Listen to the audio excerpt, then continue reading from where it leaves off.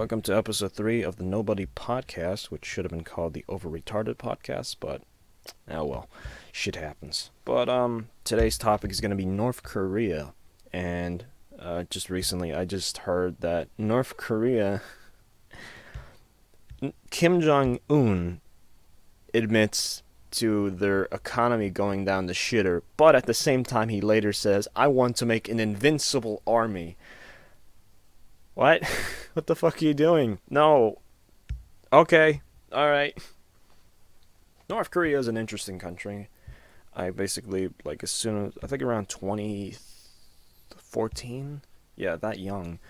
I started, like, I'm curious about North Korea. Like, holy shit, they're, like, very, they're still a communist country. Yeah, and it's pretty fucked up over there. So let me start getting to the juicy bits.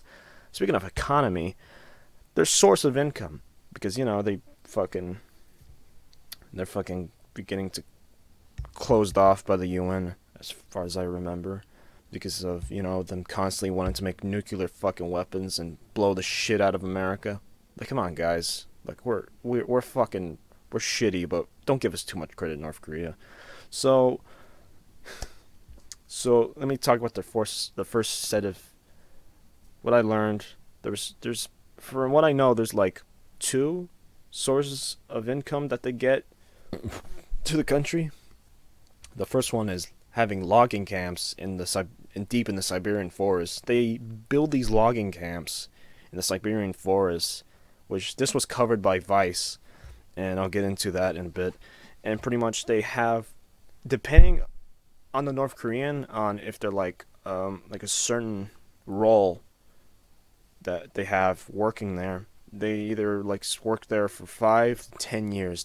Depends, it varies, and basically they do have vacations, but they have to come back and get back to work, and pretty much, and by vacations I mean to their home country, and then they have to come back, Oh, Jesus. You hear a leaf blower, which is not a North Korean. It would have been funny. I would have just walked outside and said, hey! Come in here! Speak into the mic. Ushigi! Okay, get the fuck out. So, fucking, with the leaf blower going in the background.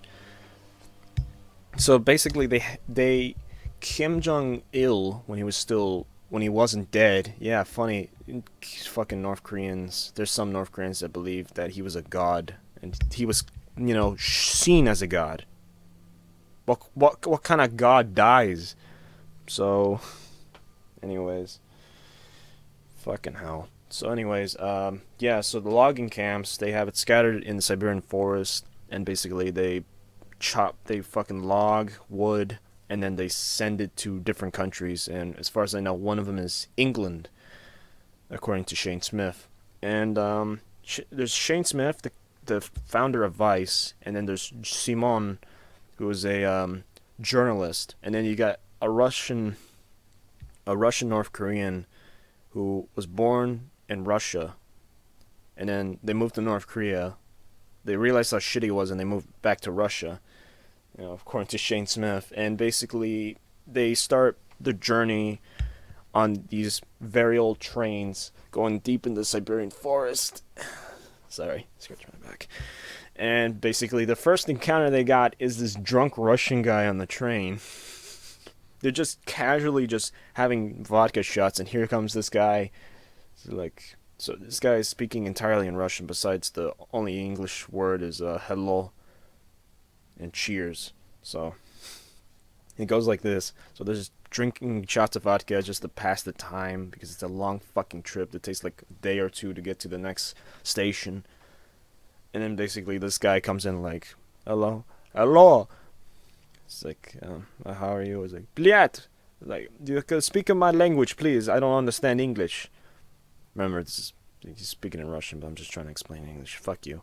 And he's like, pour me a shot, please. And they were just trying to wrap their heads around what the fuck he wants. And then it's like, why are you Americans so rude? I want a shot. And he's like, Simone is just like, here, this is for you. It's It's like, be polite. It's like, you're a Jew and you're telling me to be polite. And then I'm just gonna fast forward a bit. I just don't want to go into like explain the whole fucking thing like those stupid ass reporters when there's a live police chase. I'm just gonna go on a side rant. Last night, me and my dad saw this fucking live police chase with this black Nissan pickup truck, and this fucking reporter, he'll talk about anything that fucking happens. He'll talk about the dumbest things like, oh, it's a black truck and the paint. It looks like an old truck. It looks like an old truck. The paint is not good. And just me and my dad are like, really? Oh, shit. I thought it was a brand new model. I thought it was this fucking sparkling new truck. I didn't know. It was like, and then one of the tires came off in the back of the truck, so it's on its rim. And then you see occasional sparks. It's like, oh, that looks like the truck doesn't have a tire. It's like, oh, really? No, I thought it was the fucking, like, those rimless tires. I mean, those tireless rims that, you don't need tires anymore. I thought that was the new thing. I didn't know the fucking truck was missing a tire. Oh, look, all sparks. Oh, yeah, fucking great. I'm going off track. Sorry. But, pretty much. So, I don't want to be like that, so I'm just going to fast forward. They deal with the drunk guy, and then to the point where a highlight is, like, he goes back to his group of friends, and then pretty much Shane Smith just raises his glass to, like, cheers, And then he starts coming back to them. It's like, what are you raising your glass to? Is that to say hi? And then at one point he tells Simon, is like, you're a Jew? I'm also Jew. It just keeps going. And then, fuck. He even wanted to trade a fucking orange to Shane Smith's wedding ring that said Vice. It's like, you want to trade? And then it's so stupid. And he confuses his right hand with his left hand. It's like, isn't the wedding ring supposed to be on this hand? It's like, well, it is on his left. No, it's not. It's on this hand. It's like, what? And then one of his friends steps in and says like, you fucking idiot. This is the left hand. That's the right hand. And he's like, you're shitting me. Alright. So anyways, he gets taken off the train later on. But Russia has special, like, police on these trains in case people get too fucking drunk and rowdy. So they escorted him off by these special booze police. Then the next episode, this is in 7 parts. I don't know why they put in 7 parts. I get it, like you want to get these parts out as soon as possible, but at the same time I rather have it as a whole, because every time you like start the next episode, it's that loud Vice reporting intro, like with that fucking modem noise, like it's even people are in the comments are like complaining about it. But they finally reached their first camp, but they weren't going in. They already had a leader come out, and basically they interviewed him a bit and basically want to know, like, hey, we're just here to want to know about the life of a North Korean. And it's like, unless you get approval from the embassy, I can't let you and all that shit. So they just, oh, I forgot to mention, apparently what's formerly the KGB was looking for them. So they tried to stay in one building, and then the owner of the building or the person behind the counter let them know. It's like, oh, the KGB was wanted me to let them know that you're here. So I'm letting them know that as soon as you get here, that I'm letting you know. So they fucking avoided that building and went to another one, which Shane describes that the water smelled like gasoline. Excuse me. I feel like getting breakfast after this. But anyways, so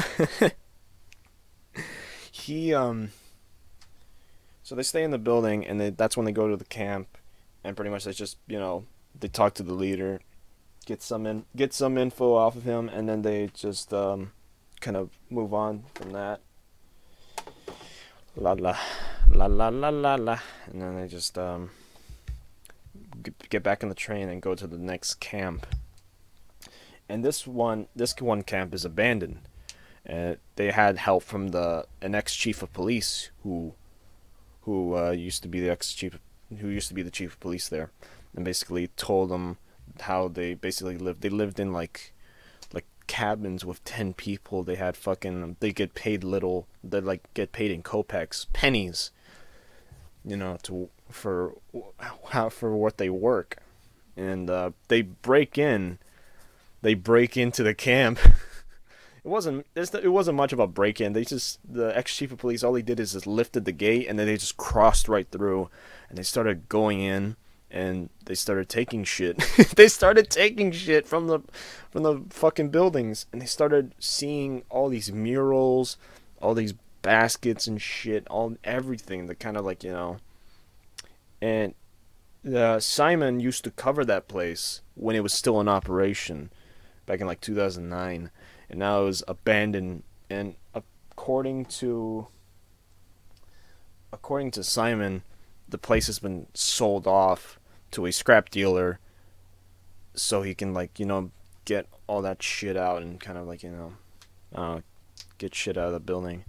But yeah, as they get out with all this shit in their hands, a truck comes by, and pretty much, funny enough, it's these Russian scrap metal guys, and they had a North Korean with them. The truck driver is just like, "We have a North Korean. We have a real North Korean. Would you like to tape him?" And then they do. They of course blur his face, but for some reason they blur half of his face. So that's a lot of people kind of complained about that. It's like, dude, it's like, what the fuck? Like, they're gonna try to recognize him. You didn't blur his face right. So anyways, they get back in the train to the next stop, which I think was in it's in Tatual, and they got help. They pass by another North Korean camp. They don't go to that one, but they go to the one on Tatual, and they get the help from a mobster by the name of the Fish. He had the whole Russian getup. He had Adidas tracksuit,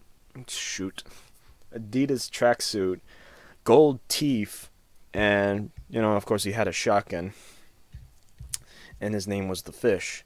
And it was funny. Somebody pointed out in the comments that his last name was Ryabov, which in Russian had the word fish in it, so that's why he was called the Fish. So anyways, he takes him to the North Korean camp, and basically takes him to the North Korean camp, and they literally just start going in. No shit's given. They literally experiencing the whole operation, all these logs and cranes and shit, and then this fucking Russian lady comes in and bothers them. It's like, what the fuck are you doing here? It's like, why are you filming? And they start going into the whole argument.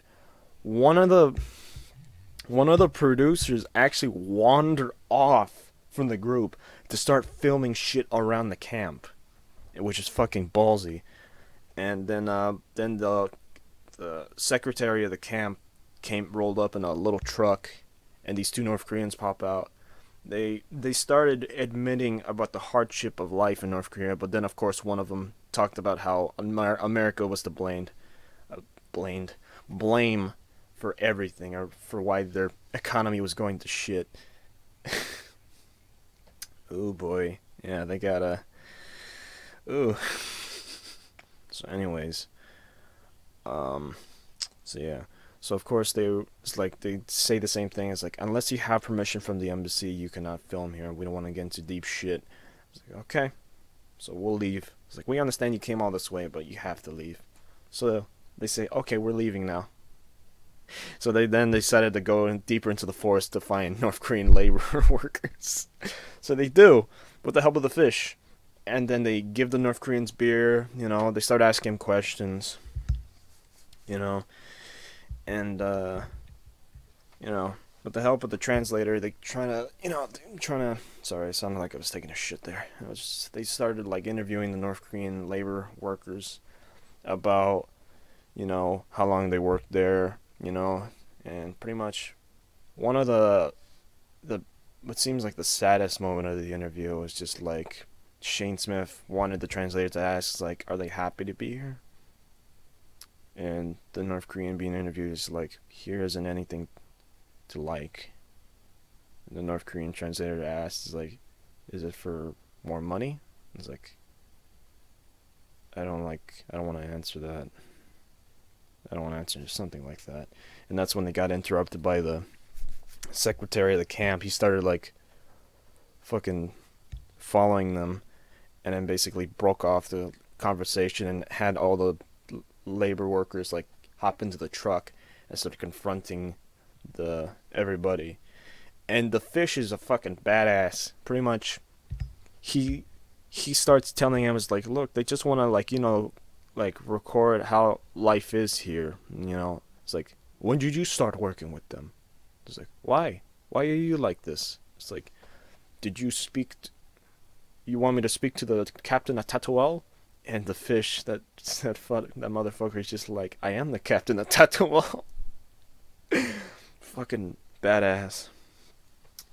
I love that savageness. And pretty much, they start leaving, and then basically they start following a bit, and then the fish decided, fuck this, let's just let's just have a little brunch and fucking shoot shotguns and get drunk, and they do.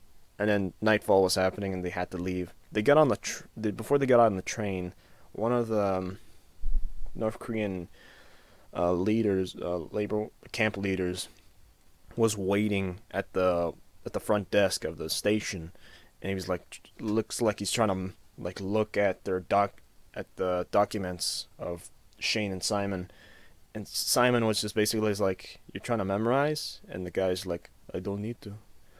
So they hop on the train, saying goodbye to the fish, and then fucking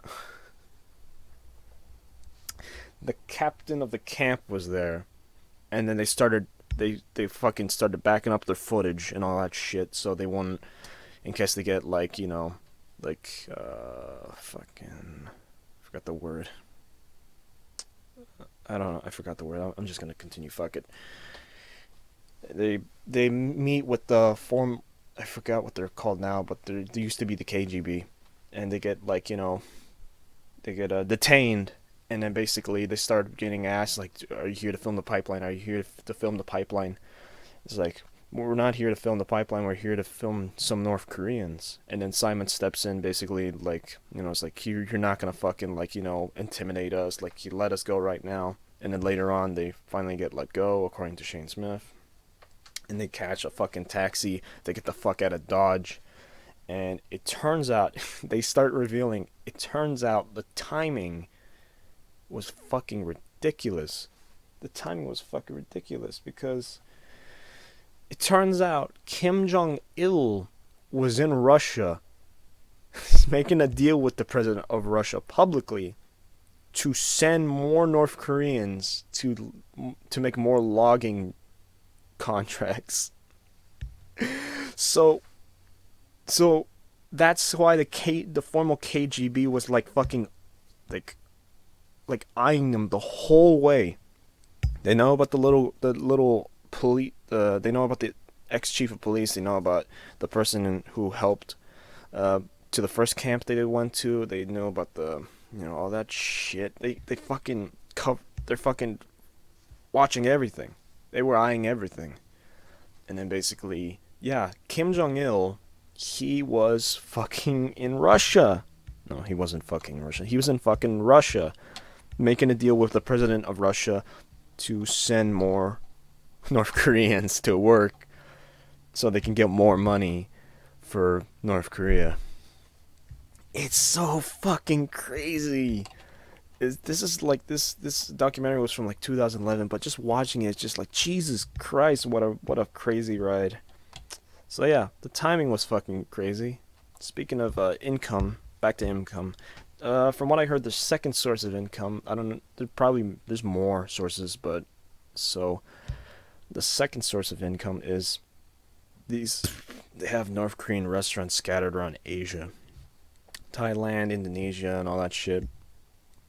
And they have to, like, depending on the size of the restaurant, apparently, they have to make a certain amount of money. If they don't make that amount of money that was set for them, then they close down the restaurant, and the North Koreans have to go back to North Korea. So they have these North Korean women, they have these restaurants, and basically people go there, eat and shit, and shit, of course, as usual. And then basically that's how they also get their money to North Korea. So those are the two things that I know are their income sources to get guns and shit and money to the country. It's pretty fucking funny. Pretty fucking funny. Oh, fuck my life. But pretty much yeah, it's just like hearing, just like, just listening to that shit.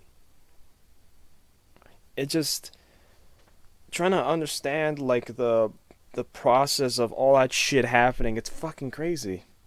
And of course, right around the first part of the documentary for the logging camp thing, uh,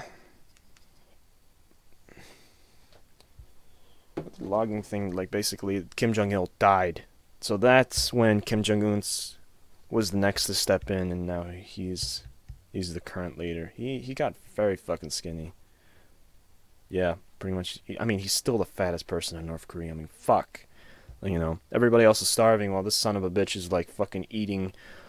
He apparently he claims to be the creator of hamburgers in North Korea, and everybody's like, "Oh yes, yes, he created hamburger." The so now time for an in life experience. There's two things I'm gonna cover. I'm gonna cover Jaka Parker. Jaka Parker is an Indonesian who sometimes stays in North Korea with his wife and kids, and he probably works for an embassy because he's not guided by police or anything to, like, fucking, he's free to roam Korea. So he recorded a lot of videos being in North Korea, different stores, different locations, fucking road trips. Their fucking highways are a mess. There's dead everywhere. The whole highway's dead. Hardly any trucks and cars, as well as in the streets.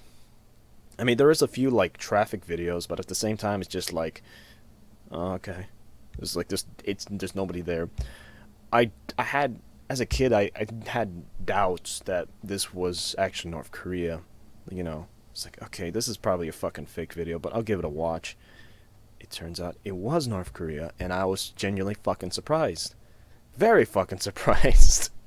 So,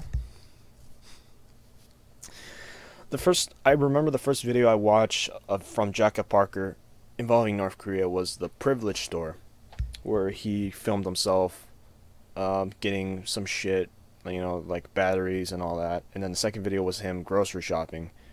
And yeah, and then there was videos of him like going to get gas and all that shit. And you just see all the people to the side. They're just, and yes, they have DVDs. You can buy DVDs over there.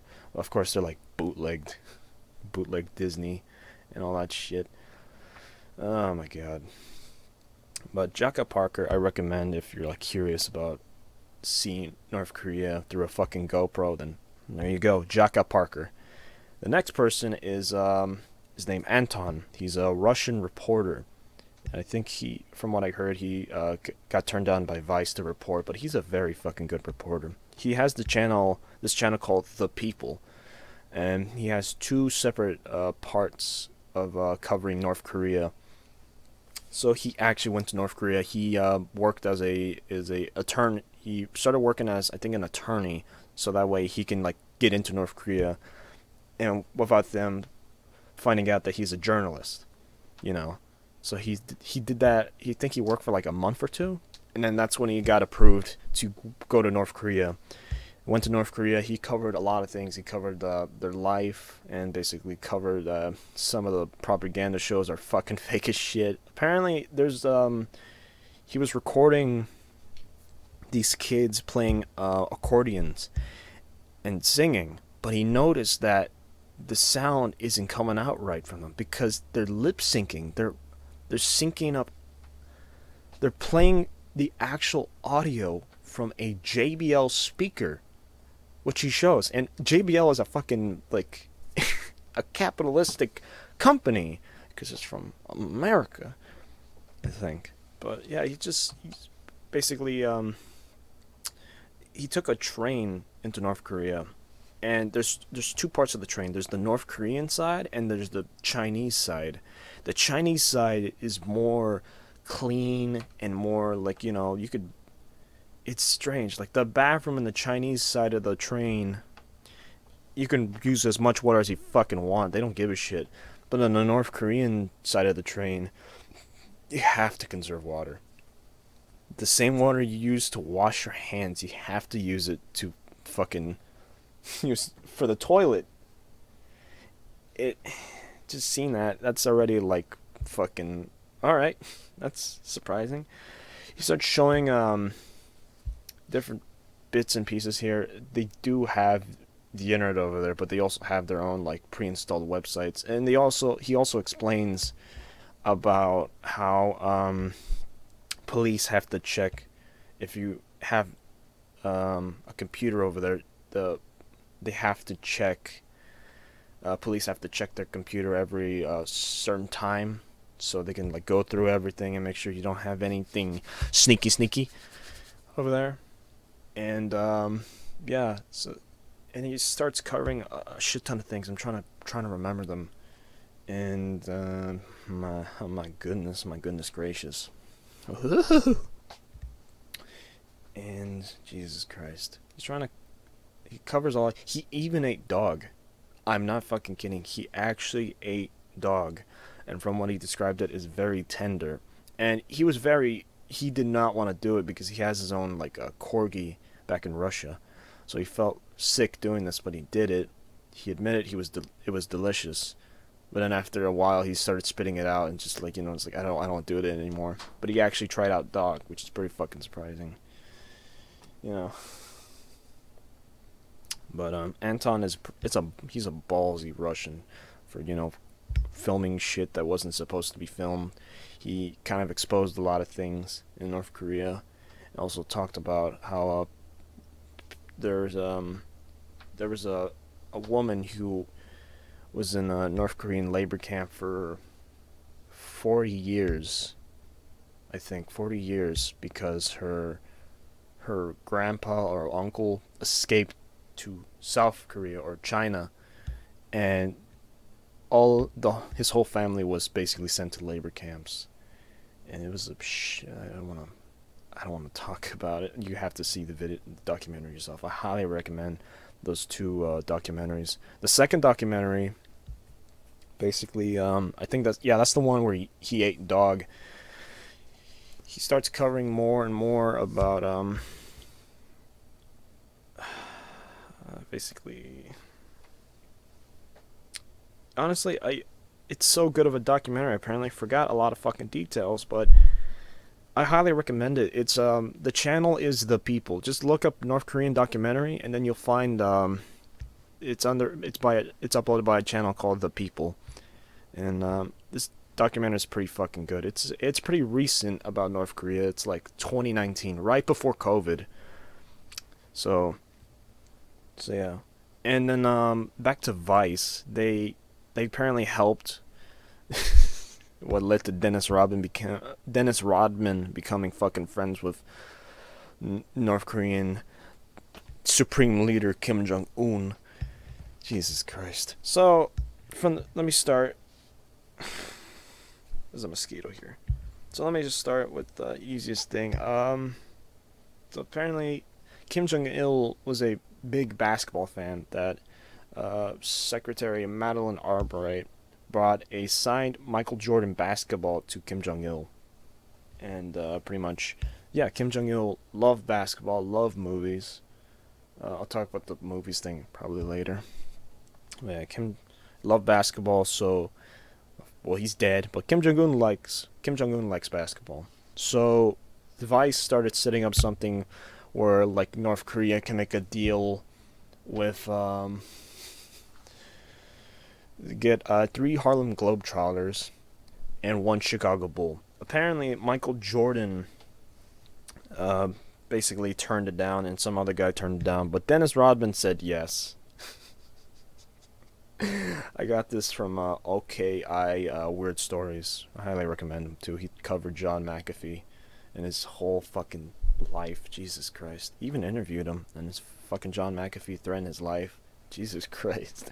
But anyways, so they got Dennis Rodman, three Harlem Globetrotters, and they went to North Korea. They got the usual propaganda tour, seeing the Sunshine Palace and seeing all sorts of shit. And basically, they anyway, they started like, you know. And here's the thing. Speaking of back to timing, the timing was ridiculous on this one because they fired their third nuclear. They had their third nuclear bomb test, and they were celebrating it. At the same time, they had they had the basketball players and this journalist come in. Oh my god, it's fucking ridiculous. So the timing was awkward, and they were staying in the same hotel with the nuclear test people. It's awkward, pretty fucking awkward, especially if they're trying to avoid thinking about that. They're trying to, like, you know, just, you know, forget it, fuck it. So anyways, I'm sorry. Anyways, they get taken to a big fucking stadium where they have these 18-year-old, like, high school age basketball players, and they started, like, seeing how they play. They're kind of teaching them a little bit of the ropes, kind of practice for the big event. And then basically fucking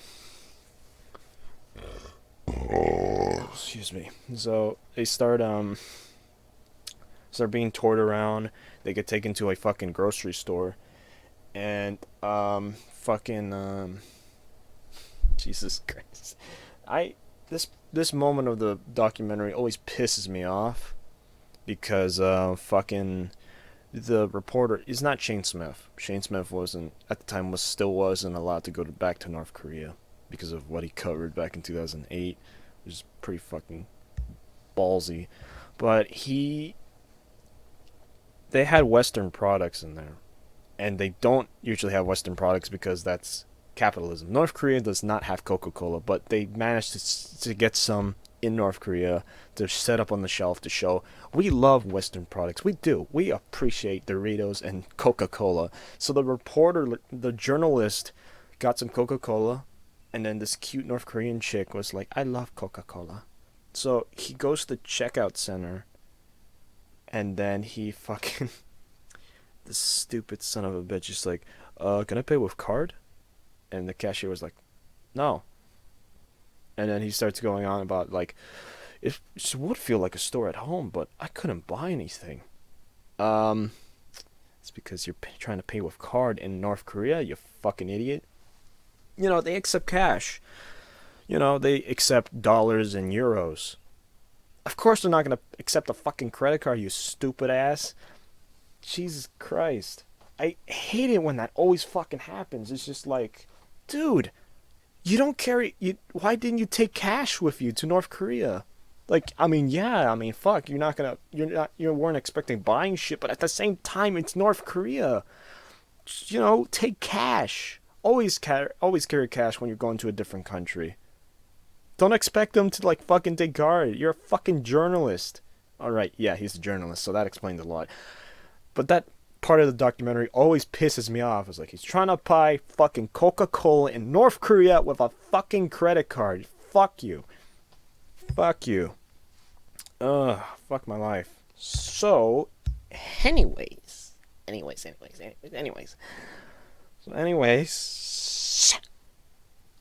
Sorry. So anyways, so they start doing that, and fucking hell. So they start seeing this light show, and then they get taken to the Sunshine Palace or some other shit. They get taken to somewhere, and they show off how, oh, we're learning English, we have these English classes, and oh, we have this big computer lab, we have connection to the internet. But the eerie thing about it is that they go in, everybody was quiet, there was no sound at all, and they even show footage of this fucking guy just staring at the Google search page, just staring at it. He wasn't looking up anything. And of course, the one guy who knows what the fuck he was doing, they had him like, do you mind showing the people what are you doing? I'm searching papers about the certain technologies and just all that shit, and just like, oh, okay, sorry to disturb you. It's like, oh, it's okay, it's okay. That guy probably discovered porn, and they're like, look, we'll not kill you. We just need you for a propaganda tour to show these fucking idiots that we have internet. And they do, but certain special people have connectivity to the internet in North Korea. Not everybody has it, but they do. They do have dial-up modems still over there, which wasn't expecting that. So anyways, fucking hell. So they finally, fast forward, we go to the fucking basketball tournament. Kim Jong-un appears out of the stairs and down the stairs. I'm surprised his fat ass didn't tumble down. But everybody is screaming. All you hear is, oh, oh, and apparently in subtitles is long live 10,000 years. Yeah, I didn't know screaming meant that. So I guess every time I scream, I mean live 10,000 years. Yeah, I guess I must be Korean. So yeah, they play basketball. They Harlem Globetrotters do their usual shenanigans, and Dennis Rodman is sitting right next to Kim Jong-un, and then pretty much yeah. So fast forward that after the basketball tournament, they were rushed, and everybody who was invited got to meet Kim Jong-un and shake his hand. They got to meet him in person. And yeah. So now to Dennis Rodman. So this source is OKI Weird Stories. So pretty much Dennis Rodman's friendship with Kim Jong-un. So, after that whole trip, him and Kim Jong-un became fast friends apparently. Even to the point where later on I'm gonna explain that Dennis Rodman saying happy birthday to Kim Jong-un on camera. And he got a lot of shit from that, even from Mike Tyson himself. Oh my god. But anyways, I hit something. But anyways, he was he was after the whole basketball thing, basically he visits Kim Jong-un sometimes, even to the point where he brought like 12 ex-NBA players to North Korea as well. And then after a while, they started regretting it instantaneously. So they were having like live TV coverage. I think CNN was doing the live TV coverage. Live TV interview from CNN to North Korea. And of course, like, one of them was talking about certain things, and then all of a sudden Dennis Rodman in a drunken rant starts chiming in like, you don't understand the hardships. You don't understand this country like I do. And one of the people in the back, pointed out by OKI, looks like he wants to beat the shit out of him. And that guy I think that guy later got interviewed and explained that, yeah, I regret being on this fucking trip. Dennis Rodman is a fucking crazy son of a bitch. And then he was, of course, drunkenly, he started singing to Supreme Leader Kim Jong-un. Kim Jong-un. Yeah. Oh boy. He's literally on camera. Happy birthday to you. And he starts bringing his arms up like, come on. Kim Jong-un, happy birthday to you. Fuck my life. Oh my god. But anyways, I digress. Oh, fuck my life. I might go to a Denny's for a breakfast platter. I don't know. It's like 10:30. 10:30 in the morning, actually. Shit. 2 podcast episodes within a few hours. So anyways, so yeah, Dennis Rodman got a lot of shit for that, and then apparently, according to some news sources, as soon as he came back from North Korea, he immediately went into rehab. Okay, all right, and Jesus Christ.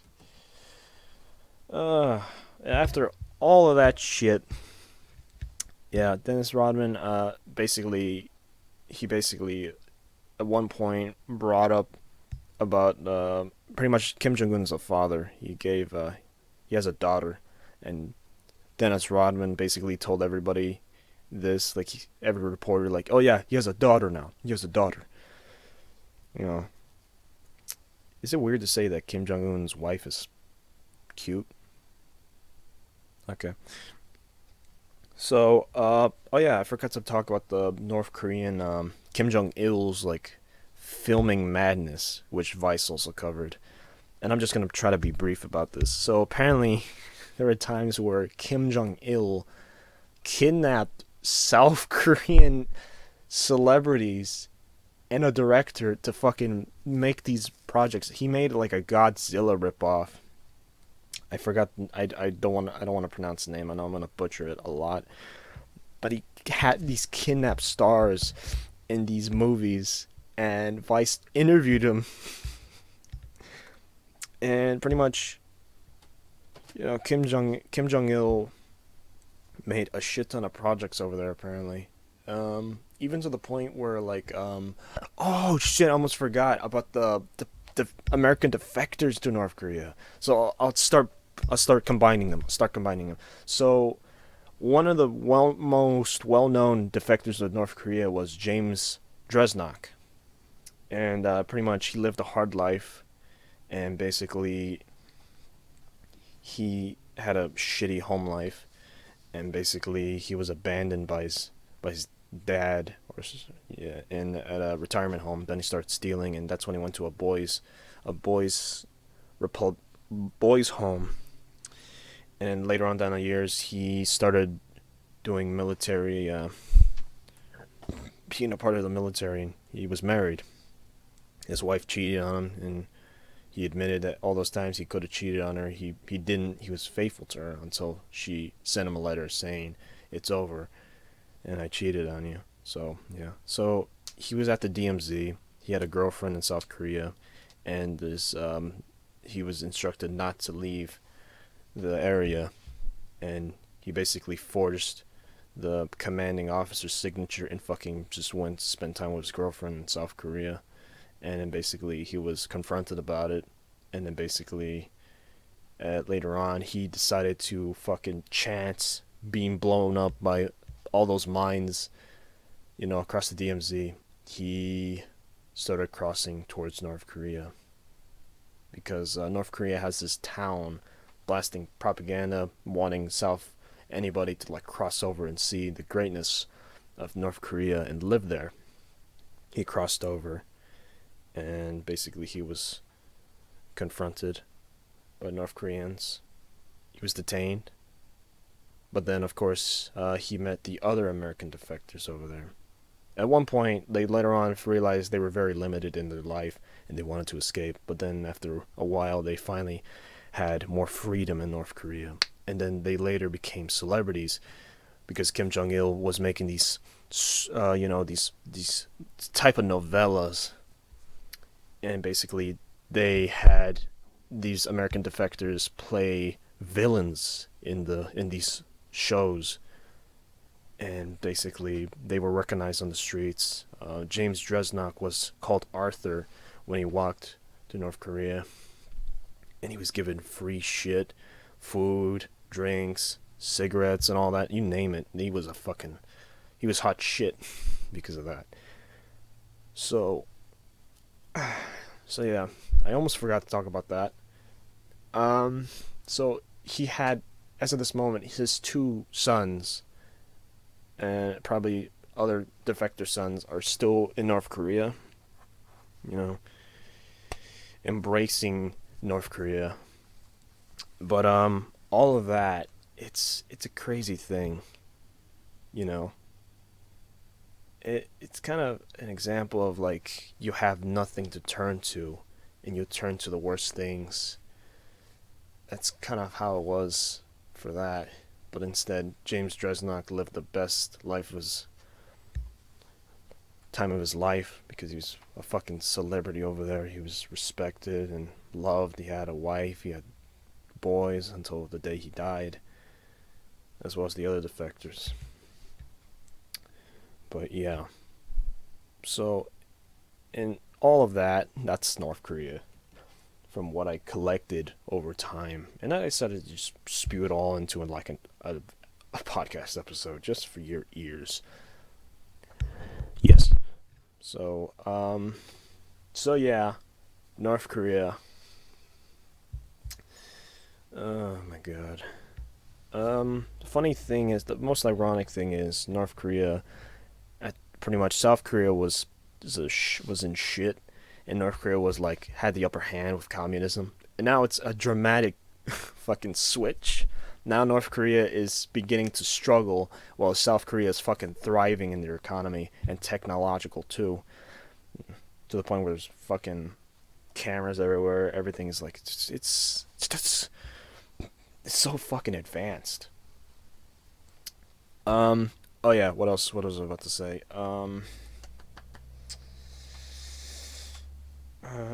But defectors, movies, and all that shit. Oh, the one thing I want to get off my mind is that pretty much North Koreans, apparently, to Anton, who covered North Korea in his videos, apparently the one person he talked to still thinks places like Czechoslovakia and East Germany still exist. That's how fucking closed off these people are. These people will actually like manage to smuggle in like media in, like one North Korean escapee who was on a TED Talk. Yeah, great fucking thing. Haha. TED Talk. Hate that shit. She talked about Titanic, how she saw that as it was basically taboo in every North Korean's eyes because she is married and she cheats on his husband. Rose cheats on her husband with Jack in a fucking. They fuck in the car, and the lady, in her own words, thought the director and the cast were fucking executed because that's not normal. You can't divorce in North Korea. You can't. So, oh Jesus. But North Koreans actually have their way of supporting themselves and getting media even under the eyes. They even managed to bribe some North Korean soldiers to get shit by. So that's crazy how shit is. And just the thought, which always came to mind, is that since North Korea is so closed off, I always imagined like as soon as they opened, they got like a shit ton of things at their disposal. Disposal, like movies, music, like it's like freedom of speech, all that shit. Just imagine all of that just blowing up, and everybody has a bit of that. But I doubt that will ever happen at any time soon or at all, because yeah. So it's crazy how things are. So that is North Korea. Your taste of North Korea through my stupid fucking words. But yeah, that's North Korea, and I'm still interested what fucking happens in North Korea. They're still trying to. You see lots of bits and pieces of how they fucking live and how they try to get by and shit. It's just like, Jesus Christ. So anyways, that's today's episode, as well as a previous episode, which is a big fucking rant. But yeah, I want to thank you guys for listening for today's podcast, and yeah, have a good day. I'm gonna go get some fucking breakfast. Alright. Yeah.